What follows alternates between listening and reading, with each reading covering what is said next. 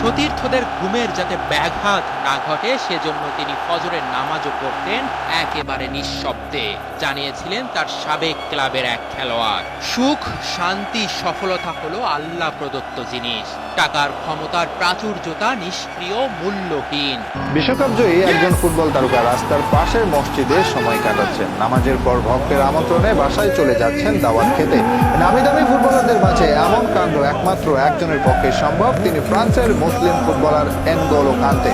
2018 সালে ফ্রান্সের বিশ্বকাপ জেতায় তার ভূমিকা ছিল সবচেয়ে বেশি, কিন্তু ফুটবল বিশ্বে তার পরিচয় সবচেয়ে সাধারণ আর বিনয়ী মানুষ হিসেবে। একটি মোবাইল ফোন ব্যবহার করেছেন 10 বছর, রাস্তায় চালিয়েছেন সস্তা দামের সেকেন্ড হ্যান্ড গাড়ি। টিমের অন্যান্য খেলোয়াড়রা তার ভাঙ্গা গাড়ি নিয়ে হাসাহাসি করেছে, কিন্তু তিনি গাড়ি বদলাননি।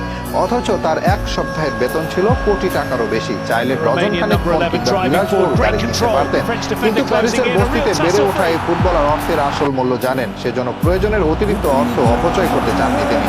এনগোলো কান্তে পরিপূর্ণ কৃষ্ণাঙ্গ ফুটবলার। দাঁতগুলোই দেখা যায় যাতে সব সময় লেগে থাকে চওড়া বিশ্বকাপ জয়ী।